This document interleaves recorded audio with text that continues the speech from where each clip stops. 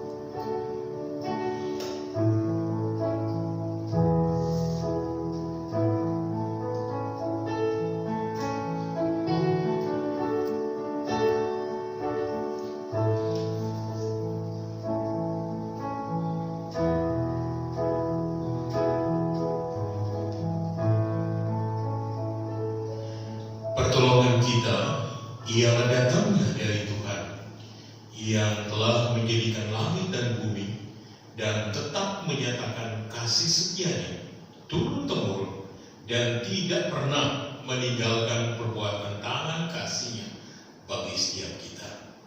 Karena itu, jadilah ibadah saat ini dimulai dan ditabiskan dalam nama Allah Bapa, Putra, dan Roh Kudus, Allah Tritunggal, menyertai dan memberkati kita sekalian. Amin. Coba disilakan duduk kembali.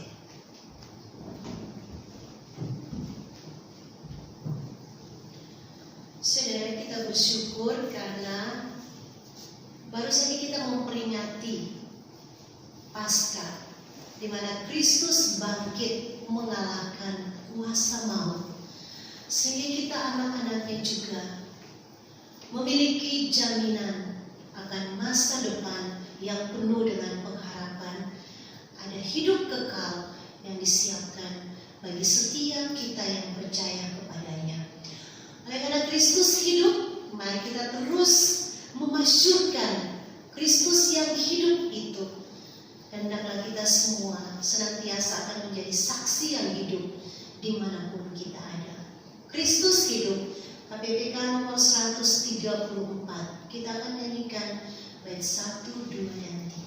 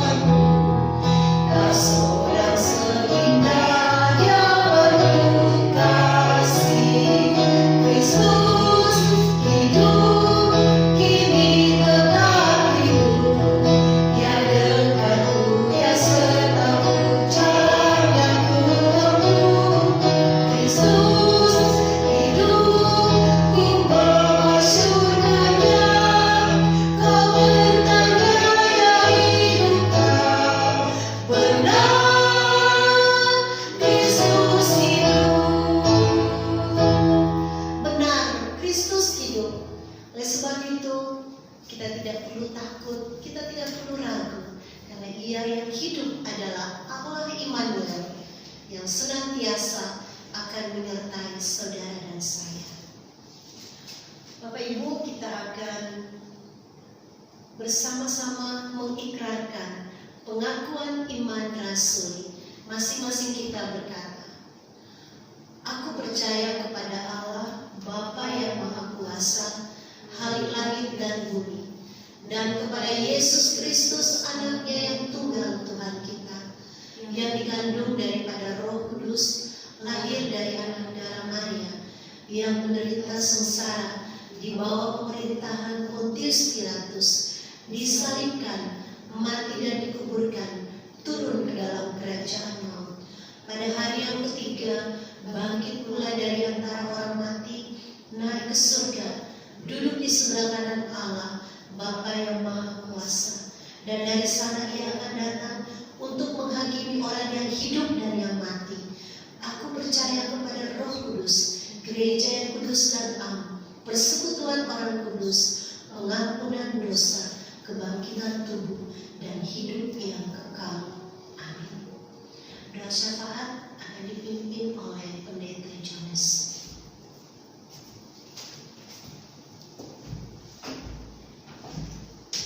Bapak Ibu, mari kita bersama-sama menaikkan setiap permohonan kita dan bersama kita sehati sepakat. Tundukkan kepala, mari kita berdoa bersama-sama.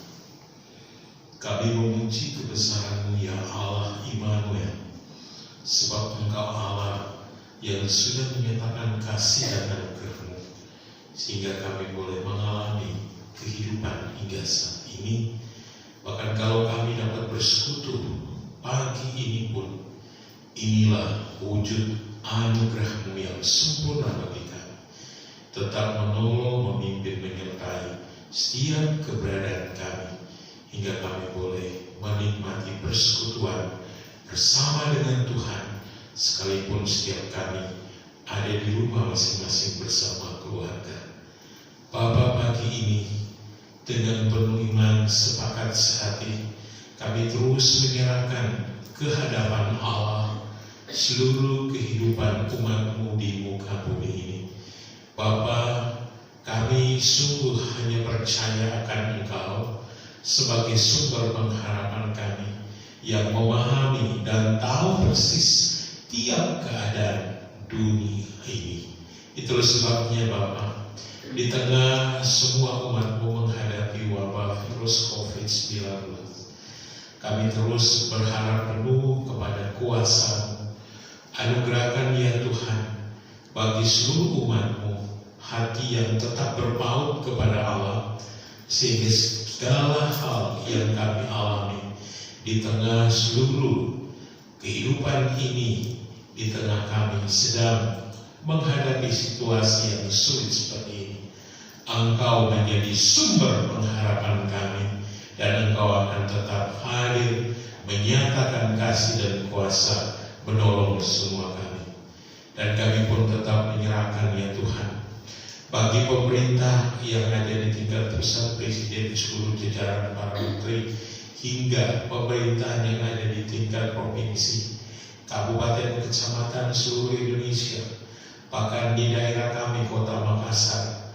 Anugerahkan ya Tuhan di dalam mereka berupaya memberi pertolongan bagi seluruh warga masyarakat.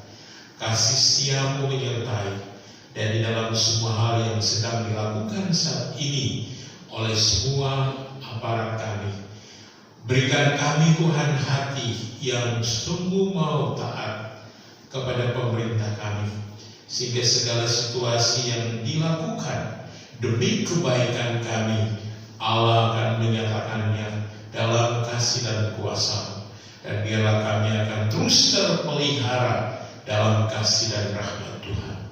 Bapa, sepakat saat ini kami bersyukur bersama-sama seluruh umat-Mu dapat beribadah, memuji, menyembah Allah pada hari ini.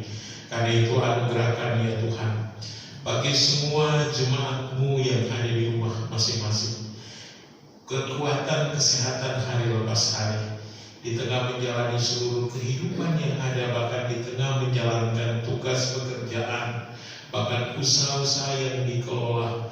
Kasih setia Allah menyertai setiap mereka, sehingga akan terus memberi perlindungan pertolongan di saat mereka menjalani semua tugas yang ada. Kami tetap yakin sungguh bahwa Allah hadir di tengah kami, menolong dan memberi penyertaan.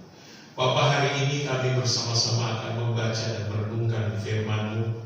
Kami memohon urapi kami dengan kuasa Roh Kudus-Mu, sehingga hamba-Mu ya Tuhan yang akan menyampaikan kebenaran firman-Mu, menginjil ini antoh Tuhan pakai menjadi saluran berkat bagi kami, dan kami semua yang mendengarkan setiap kebenaran boleh semakin bertumbuh di dalam Tuhan, memahami kebenaran Allah, dan kami semakin dalam hidup dengan Allah. Bapa, berkati keluarga Bapak Irianto dalam semua tugas dan pelayanan, dan Tuhan tolong semua hal yang direncanakan. Bapa, kami pun terus memohon kehadapan Tuhan, seluruh aktivitas yang akan dilakukan semua jemaat kami dimanapun mereka berada saat ini, penyertaan dan lawatan Allah menyertai hidup mereka, dan di tengah seluruh sukacita yang dialami oleh setiap jemaat.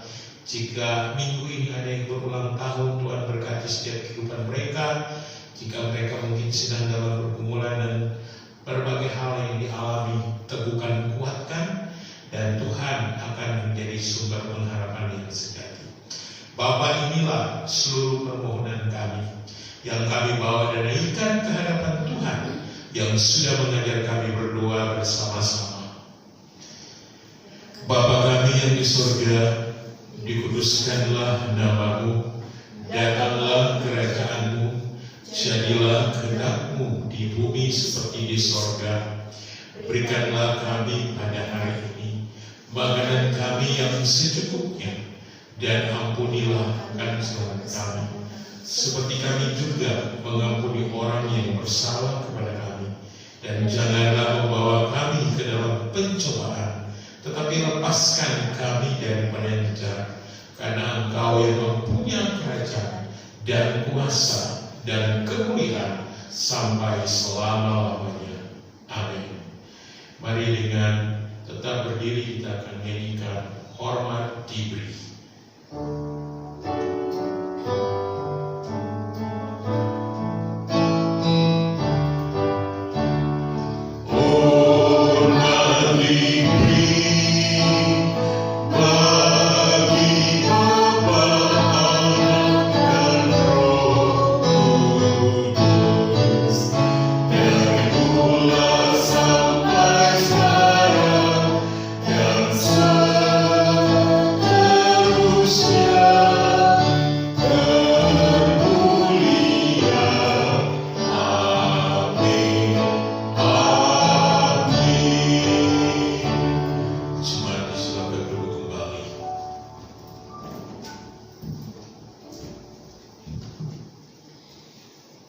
Apapun keadaan yang saat ini sedang kita alami, kita percaya bahwa berkat Tuhan senantiasa yang nyatakan, yang curahkan dalam kehidupan kita, baik itu berkat jasmani juga berkat rohani. Hendaklah kita mengucap syukur dalam segala hal dengan mengingat firman Tuhan 2 Korintus 9 ayat 15.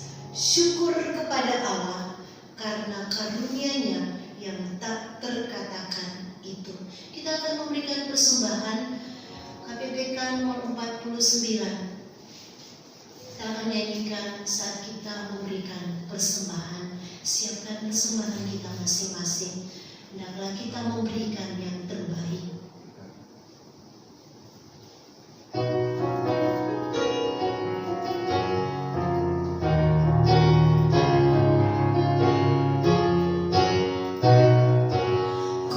Bersyukur ya tebusku, ku diberi berkat limpah. Ku bersyukur ya selalu dan beriku anugerah.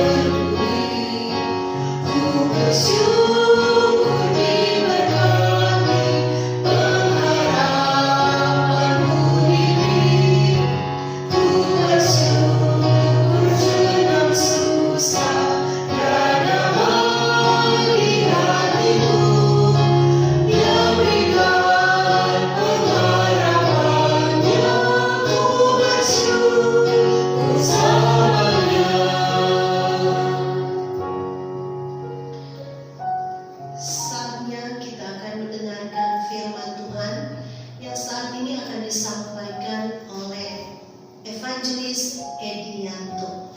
Untuk itu, mari kita bersama-sama dengan sikap doa mempersiapkan pemberitaan firman Tuhan ini.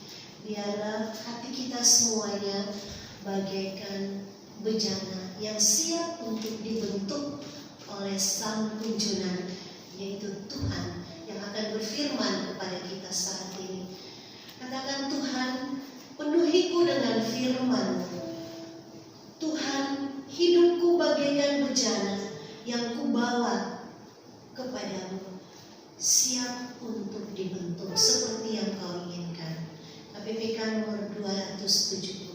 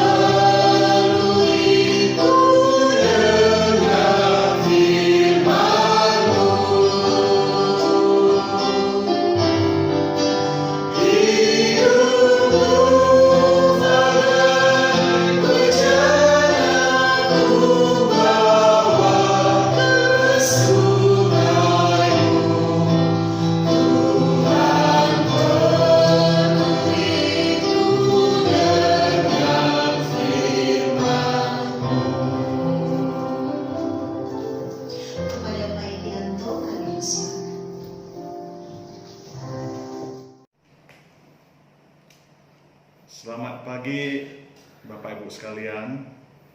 Shalom. Mari kita berdoa sebelum kita merenungkan firman Tuhan. Tuhan Yesus, terima kasih untuk pagi ini. Kami mau merenungkan kebenaran firman Tuhan. Kau memberkati setiap kami, baik yang mendengar maupun yang membicarakannya, sehingga kebenaran firman Tuhan dapat terungkap di dalam kehidupan kami hari lepas hari. Terima kasih Tuhan, kami berdoa di dalam nama Tuhan Yesus. Amin.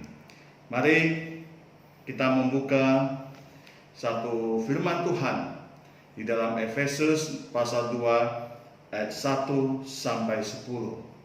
Mari saya membacakan buat Bapak Ibu sekalian. Efesus pasal 2 ayat 1 sampai 10. Kamu dahulu sudah mati karena pelanggaran-pelanggaran dan dosa-dosamu. Kamu hidup di dalamnya karena kamu mengikuti jalan dunia ini. Karena kamu menaati penguasa kerajaan angkasa, yaitu roh yang sedang bekerja di antara orang-orang durhaka. Sebenarnya dahulu kami semua juga terhitung di antara mereka. Ketika kami hidup di dalam hawa nafsu daging dan menuruti kehendak daging dan pikiran kami yang jahat. Pada dasarnya kami adalah orang-orang yang harus dimurkai, sama seperti mereka yang lain. Tetapi Allah yang kasih, yang kaya dengan rahmat, oleh karena kasih-Nya yang besar, yang dilimpahkannya kepada kita, telah menghidupkan kita bersama-sama dengan Kristus, sekalipun kita telah mati oleh karena kesalahan-kesalahan kita. Oleh kasih karunia kamu diselamatkan, dan di dalam Kristus Yesus Ia telah membangkitkan kita juga dan memberikan tempat bersama-sama dengan Dia di surga, supaya pada masa yang akan datang Ia menunjukkan kepada kita kekayaan kasih karunia-Nya yang melimpah-limpah sesuai dengan kebaikannya terhadap kita dalam Kristus Yesus. Sebab karena kasih karunia kamu diselamatkan oleh iman. Itu bukan hasil usahamu, tetapi pemberian Allah. Itu bukan hasil pekerjaanmu. Jangan ada orang yang memegahkan diri. Karena kita ini buatan Allah, diciptakan dalam Kristus Yesus untuk melakukan pekerjaan baik yang dipersiapkan Allah sebelumnya. Ia mau supaya kita hidup di dalamnya. Bapak Ibu sekalian, dengan adanya virus corona atau COVID-19 ini, hampir semua orang menyadari bahwa dunia yang kita tinggali ini bukanlah tempat yang sempurna. Ada yang salah dengan dunia ini. Manusia memerlukan solusi atas persoalan-persoalan yang terjadi. Walaupun sama-sama mengaku ada masalah, tetapi tidak semua memberikan diagnosa yang sama terhadap masalah tersebut. Jika akar masalah dipersepsikan berbeda, Bapak Ibu sekalian, tidak heran solusi yang ditawarkan juga berbeda. Di antara mereka meyakini bahwa dosa adalah persoalan yang utama. Tetapi tidak semua memahami keseriusan dosa dengan cara yang sama. Ada yang menganggap dosa itu sebagai ketidaktahuan. Solusinya ya diberi pengetahuan. Ada yang menganggap dosa hanya sebagai ketidaktaatan atau ketidaktundukan. Solusinya ya diberi berbagai macam aturan yang mendetil. Tetapi kekristenan melihat dosa secara lebih serius. Persoalan manusia bukan tidak tahu, tetapi tidak mau tahu, Bapak Ibu sekalian. Bukan ketidakmauan, tetapi sekaligus ketidakmampuan untuk menyelesaikan masalah dosa ini. Dosa sangat serius dan sangat memprihatinkan. Bapak Ibu sekalian, seberapa dalamkah keadaan manusia terjatuh di dalam dosa? Apakah manusia dapat menyelamatkan dirinya sendiri, memberikan solusi yang tepat, atau kita memang benar-benar membutuhkan juru selamat. Bapak Ibu sekalian, mari kita melihat keadaan manusia di dalam dosa yang tercatat di dalam Efesus pasal 2 ini. Kita melihat di ayat 1 dan sampai ayat 3. Apa yang tertulis di bagian ini berlaku bagi semua manusia, semua lapisan manusia. Di dalam ayat 1 dan 2 dikatakan kamu, di ayat 3 dikatakan kami semua juga, dan sama seperti mereka yang lain. Jadi ini cakupannya semua umat manusia, semua lapisan masyarakat, semua orang berbuat dosa secara universal tanpa perkecualian. Kondisi manusia di dalam dosa, di luar Kristus, dicatat di dalam firman Tuhan di dalam Efesus pasal 2. Ya, mati karena pelanggaran-pelanggaran dan dosa-dosamu. Ungkapan ini benar-benar sangat serius. Karena istilah mati ini menunjukkan apa? Menunjukkan ketidakberdayaan. Coba perhatikan juga kata pelanggaran, atau dalam bahasa Yunani paraktoma, adalah sebuah tindakan yang melanggar sebuah batas atau keluar dari jalur yang lurus. Dan kata dosa, harmatia, itu artinya tidak mengenai sasaran. Dan kedua kata ini ditulis oleh Paulus dalam bentuk jamak. Ini artinya apa? Artinya dosa dan kesalahan dan pelanggaran itu dilakukan berkali-kali dan banyak sekali dilakukan. Kondisi manusia yang mati dan melakukan pelanggaran, melakukan dosa, membuat manusia tidak berdaya melawan semua kuasa dosa ini. Di dalam ayat 2 dikatakan kamu hidup di dalamnya. Kamu hidup di dalamnya. Kita tidak berdaya. Kita tidak mampu menyelesaikan masalah ini. Bapak Ibu sekalian, Paulus mengaitkan keadaan manusia yang berdosa ini dengan 3 hal. Yang pertama, dunia ini, di dalam ayat 2 dikatakan kamu mengikuti jalan dunia ini. Ketika seorang mati secara rohani, dia mengikuti jalan dunia ini. Kata dunia dalam bahasa Yunani itu aion.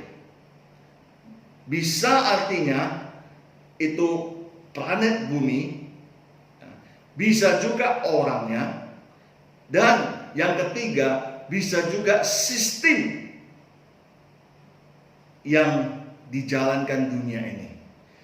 Kalau kita melihat maksud dari Paulus menulis kata dunia ini, maka kita bisa pastikan kata dunia ini merujuk pada yang ketiga, yaitu sistem yang sedang dijalankan dunia ini.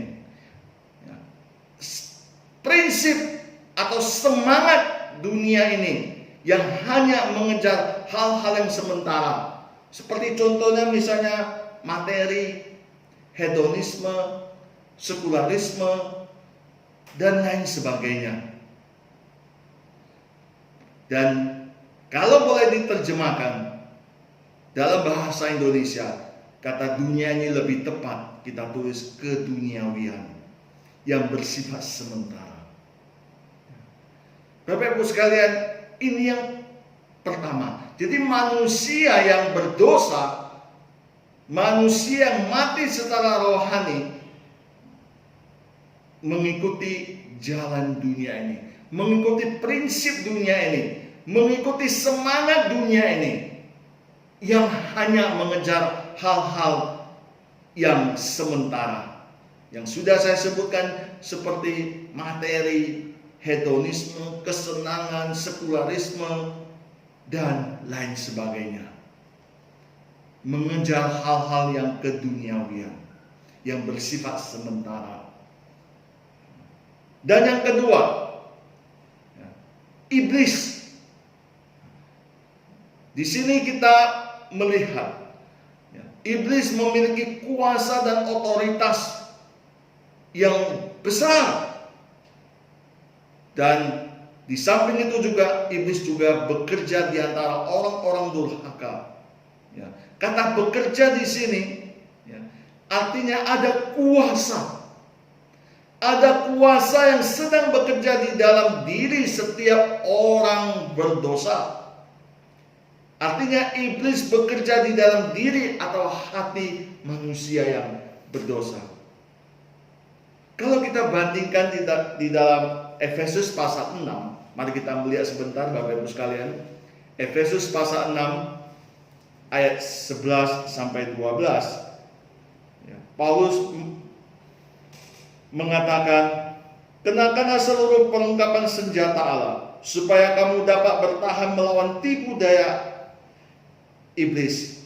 Karena perjuangan kita bukanlah melawan darah dan daging, tetapi melawan pemerintah-pemerintah, melawan penguasa-penguasa, melawan penghulu-penghulu dunia yang gelap ini, melawan roh-roh jahat di udara. Ini kuasa iblis yang sungguh-sungguh nyata. Paulus mengatakan perjuangan kita bukan melawan darah dan daging, tetapi melawan apa? Pertama, pemerintah-pemerintah. Bapak Ibu sekalian, jangan salah paham. Paulus tidak pernah menyuruh kita memberontak terhadap pemerintah yang sah. Bukan, tetapi pemerintah-pemerintah di sini merujuk kepada pemerintah-pemerintah dunia kegelapan, melawan penguasa kegelapan, melawan penghulu-penghulu dunia yang gelap ini, melawan roh-roh jahat di udara. Bapak sekalian, pernah nggak kita menonton acara di satu siaran TV nasional yang dengan judul Dunia Yang Lain, atau sekarang ini diganti Masih Ada Dunia Yang Lain. Kadang-kadang saya suka menonton acara-acara seperti ini. Ya, bukan berarti saya mengikuti, bukan ya, hanya sekedar ya menonton sekali dua kali ya. Di sini acara ini ya memberikan satu gambaran yang nyata, yang pas seperti apa yang dikatakan Paulus ya. Dunia yang lain yang tidak kelihatan oleh mata jasmani kita, tetapi sungguh ada. Bagaimana dua orang atau tiga orang dikumpulkan di satu tempat yang angker, kemudian dari situ dipasang kamera yang bisa melihat dari jauh ya, dan di ruangan yang gelap atau di tempat yang angker terjadi penampakan yang sungguh nyata, bisa dilihat. Ini menunjukkan apa? Kuasa-kuasa kegelapan itu nyata. Jadi Paulus mengatakan kita melawan pemerintah-pemerintah, penguasa-penguasa, penghulu-penghulu dunia yang gelap ini, melawan roh-roh jahat di udara. Iblis sedang bekerja di dalam diri manusia yang berdosa. Dan yang ketiga, ya, di dalam ayat ketiga disebutkan kedagingan. Ya. Kalau kita melihat dunia dan iblis, itu bekerja di luar menyerang manusia. Tetapi kedagingan ini bersifat internal di dalam diri kita, melekat pada diri setiap manusia. Coba perhatikan kata pada dasarnya. Itu memakai satu istilah dalam bahasa Yunani, physis, yang artinya natur. Artinya dosa kedagingan ini terjadi di dalam diri manusia.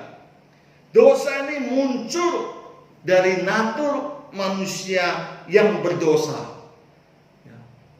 Natur manusia, kita ini sudah berdosa. Natur kita sudah berdosa. Dan kalau kita melihat di Galatia pasal 5 ayat 19 sampai 21, Paulus dengan jelas, dengan gamblang sekali menggambarkan apa itu kedagingan. Mari kita lihat sebentar di dalam Galatia pasal 5 ayat 29 sampai Galatia pasal 5 ayat 19 sampai 21. Perbuatan daging telah nyata, yaitu percabulan, kecemaran, hawa nafsu, penyembahan berhala, sihir, perseteruan, perselisihan, iri hati, amarah, kepentingan diri sendiri, percideraan, roh pemecah, kedengkian, kemabukan, pesta pora, dan sebagainya. Paulus dengan jelas, dengan gamblang sekali, dia mencatat satu persatu apa-apa saja yang bersifat kedagingan. Dan semuanya yang dicatat Paulus ini ada di dalam diri kita, orang yang berdosa.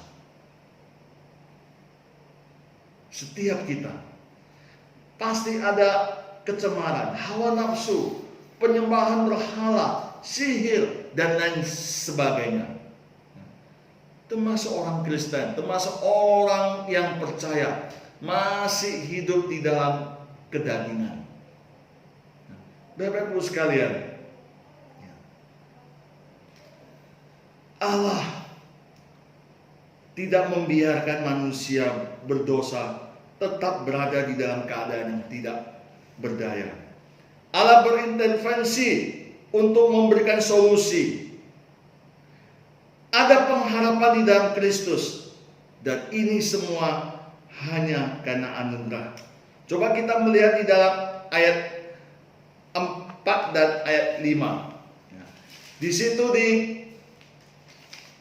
dikatakan, tetapi Allah yang kaya dengan rahmat, oleh karena kasih-Nya yang besar yang dilimpahkannya kepada kita, telah menghidupkan kita bersama-sama dengan Kristus, sekalipun kita telah mati oleh kesalahan-kesalahan kita.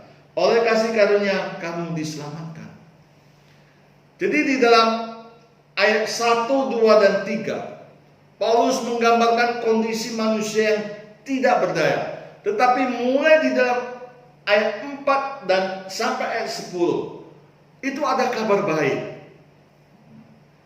Paulus memulainya di dalam ayat 4 ditulis tetapi.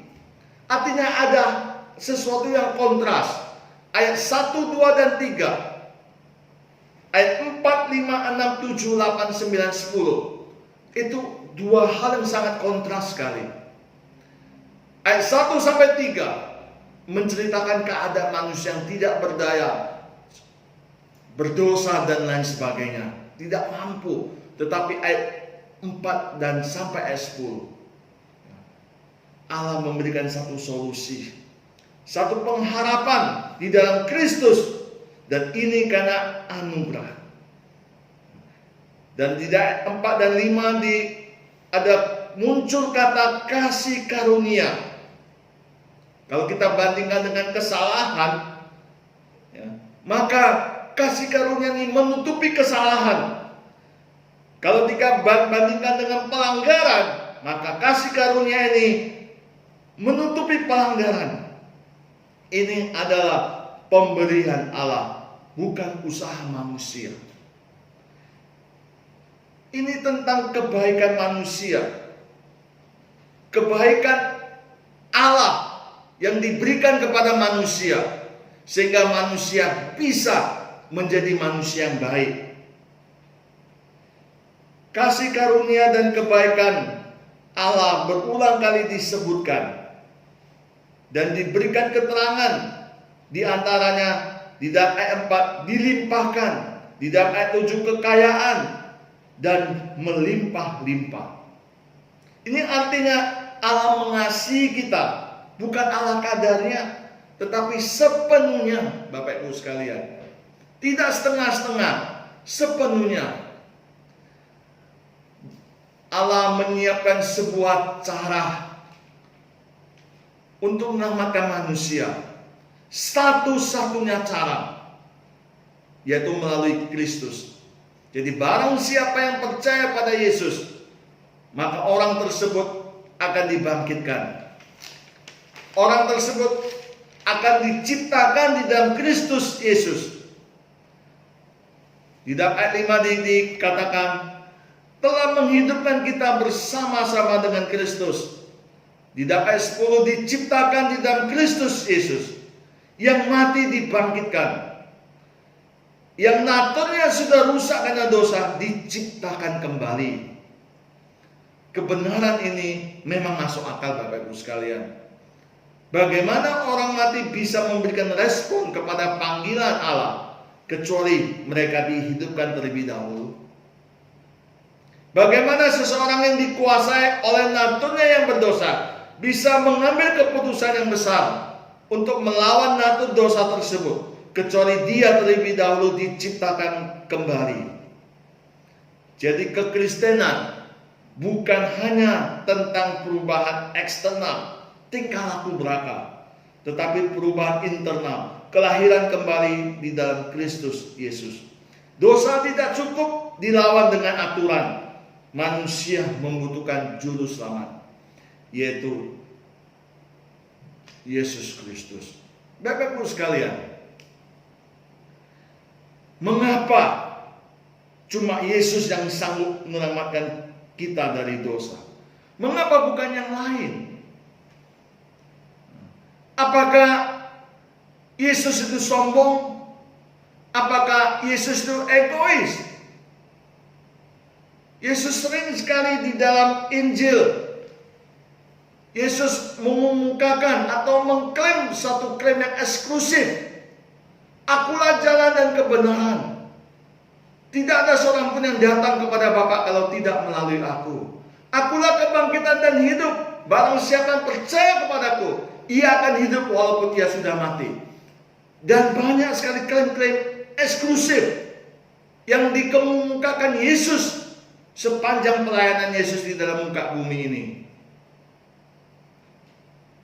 Apakah klaim-klaim eksklusif ini membuktikan Yesus itu sombong? Hanya melalui dia baru bisa sampai ke surga. Tidak, Bapak Ibu sekalian. Yesus mengatakan perkataan atau klaim-klaim yang demikian. Bukan Yesus sombong, tetapi Yesus mau memberikan suatu kepastian kepada kita. Barang siapa yang percaya kepada dia, tidak binasa, melainkan beroleh hidup yang kekal. Mengapa, kembali di pertanyaan saya tadi, Bapak Ibu sekalian, mengapa cuma Yesus yang sanggup menyelamatkan kita dari dosa? Mengapa bukan yang lain? Jawaban yang pasti adalah dia bangkit dari antara orang mati. Ini yang tidak ada pada yang lain. Hanya Yesus yang bangkit di dalam kematian. Dia mengalahkan kuasa dosa. Dia mengalahkan kuasa kematian. Dia mengalahkan kuasa iblis. Ingat, upah dosa adalah maut. Maut itu mati, Bapak Ibu sekalian. Jadi Yesus membuktikan ucapannya dengan bangkit. Dan kemudian 40 hari kemudian dia naik ke surga. Dia menyediakan tempat untuk kita. Dia akan menjemput kita kalau suatu hari kelak kita meninggalkan dunia ini. Inilah pengharapan bagi manusia di saat ini.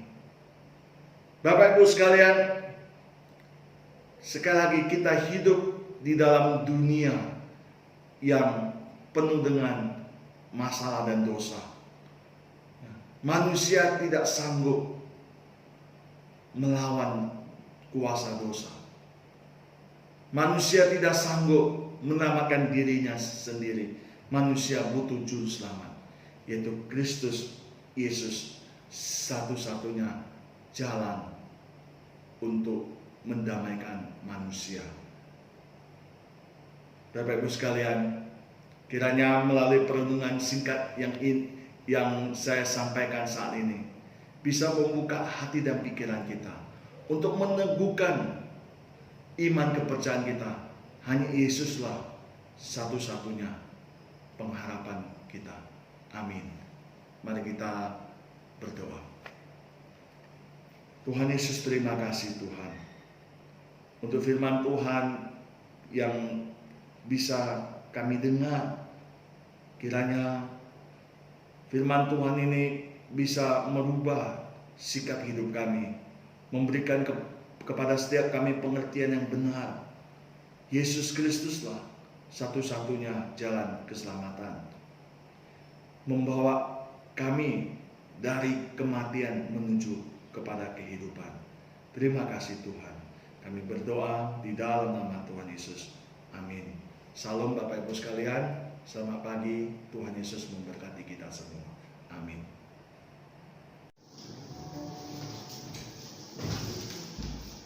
Iya. Bapak Ibu, kita bersyukur untuk kebenaran firman Tuhan yang sudah disampaikan. Dan saya percaya kita semua hari ini juga menikmati dan mengalami kuasa firman Allah yang terus memberkati setiap kita. Karena itu mari kita bersama-sama mengakhiri ibadah kita dengan berdiri. Saya mempersilakan Bapak Ibu yang ada di rumah, mari kita bersama-sama berdiri. Kita menyanyikan pujian doksologi. Pujian doksologi mengakhiri ibadah kita pagi ini.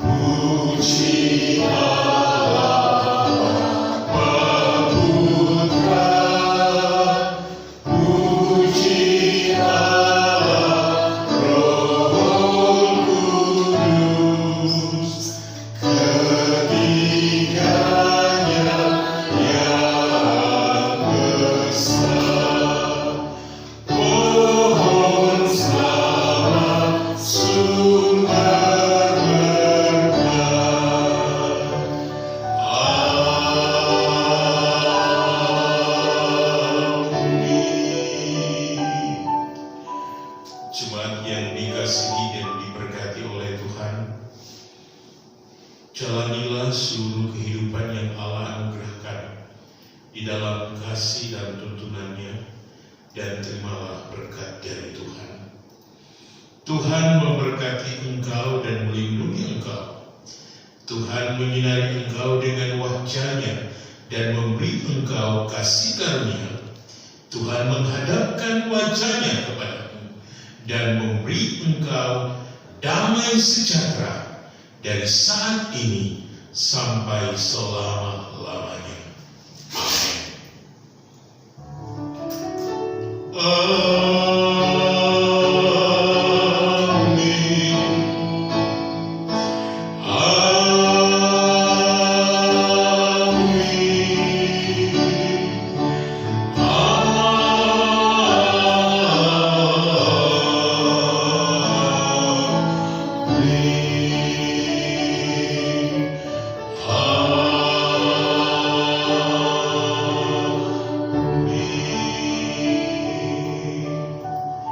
Jemaat disilakan duduk sampai teduh.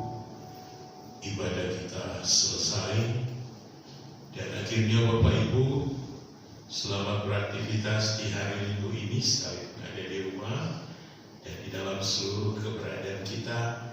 Mari tetap kita hidup setia memuliakan Dia. Tuhan memberkati Bapak Ibu, damai sejahtera menyertai kita semua. Amin.